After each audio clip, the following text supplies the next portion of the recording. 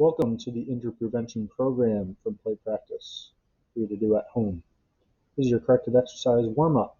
First one, stretching that whole right side, reaching long through those right fingertips, all the way down to that right hip, and then on the other side, long through the left arm, reaching as long as you can, being long from your left hip to your left fingertips and sitting back towards the heels. You can hold that for about 45 seconds. This one a little bit longer, a minute each side. This is your hip crossover stretch. So stretching that left hip and now to the right. So you can lift up if you want to get more of a stretch, but putting the right ankle onto the left knee, then folding over, keeping that torso on the ground, trying to separate the top half from the bottom half. Regular butterfly groin stretch. Arms can be out with palms up. Open that chest up a little bit, open the groin up, stretch those adductors, and then into a calf hamstring stretch. Add the foot circles and the point and flex here, each direction with the foot circles nice and big, as smooth and big round circles as you can, and then a point and flex and a hold. And you can increase that stretch by pulling back a little bit more and long through the heel. This is just the right side, nice neutral back. The opposite leg can either be bent as you see here or long and extended along the floor. A little reset after doing some of that twisting in the one side movement to try to get even engagement all the way up and down the spine with the cat and dog. And then kneeling groin stretch. You're tucking that pelvis, getting a nice stretch in the front of that right leg. Squeeze the right glute muscle and tuck the pelvis. Now we'll squeeze the left side, big long stretch all the way up through the spine with a pullover movement as you extend those arms straight up overhead. And that'll do it for the corrective series. Here's the body weight activator series. Quad position here, we're going opposite hand, opposite leg reach outs, the bird dog, keeping that core nice and tight, but long through the heel, long through the fingertips, about 10 per side on this one. You can do just a couple rounds, or you can do everything all as one round, but at least 10 per side there. Then a couple different variations of the active shoulder bridge. So you're on your shoulders here, you're lifting the butt up in the air, lifting the hips up, squeezing the glutes, drive through the heels, and almost think about pulling the heels back towards you. Then the single leg variation here, try to keep the hips even still. Again, 10 reps is good for this per exercise. 10 reps per side for this one. Could even do a couple rounds of single leg into one of bilateral, both at the same time. Can add this march into it. Again, keeping the hips up, straight line between your shoulders, hips, and knees. Keeping the angle the same the whole time in those knees, going about 90 degrees with the hips too. Here's another tough activator one. Flat back here, hover those knees, just holding this pose. You can add all sorts of variations from that too. You could do a shoulder tap from the bear position as well, or kick outs. Regular shoulder tap, and then opposite leg lifts here from the high plank or push-up position. Keep those shoulders packed and hips nice and even.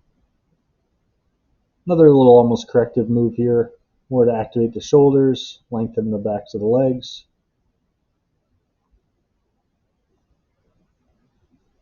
And here is the three-leg dog into a knee drive, one per side, waking everything up here. Again, loading those shoulders, but keeping those abs really tight, curling and tucking that pelvis. Then going back and forth between downward dog and high plank.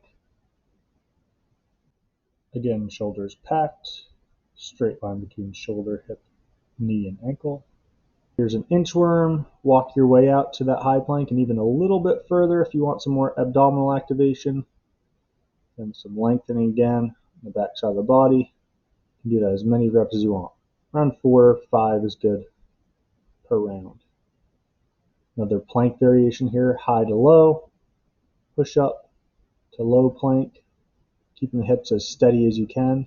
And same here, as you reach out with the low plank, you want to keep those hips really still, an anti-rotation movement. Shoulders nice and packed. And we'll go to rotations. Transition from side plank to side plank.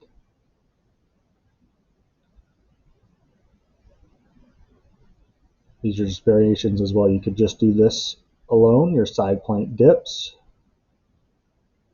or you could do the active rotation with no dip. Similar movements here, lighten the whole body up. Bear crawl, that moving bear hold that we had, and you're just alternating those hands. And finally, we end with a nice little squat hold as our body weight activator series. Upper back's working, abs, quads will have to work, everything in line. Then the final series here, the dynamic movement. Here's a lunge to squat combo.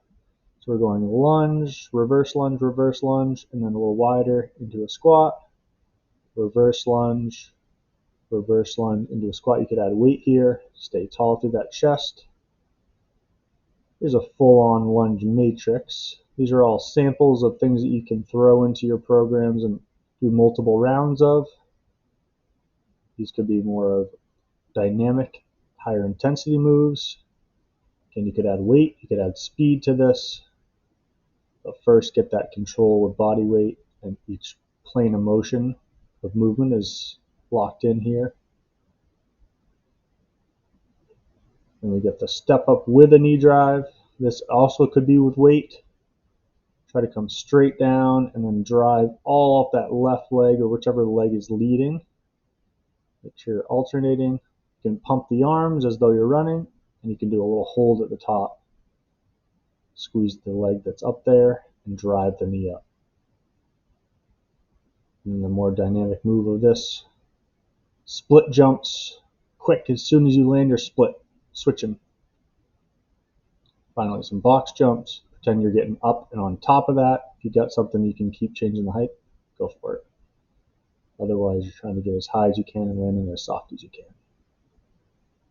And that's it. Enjoy.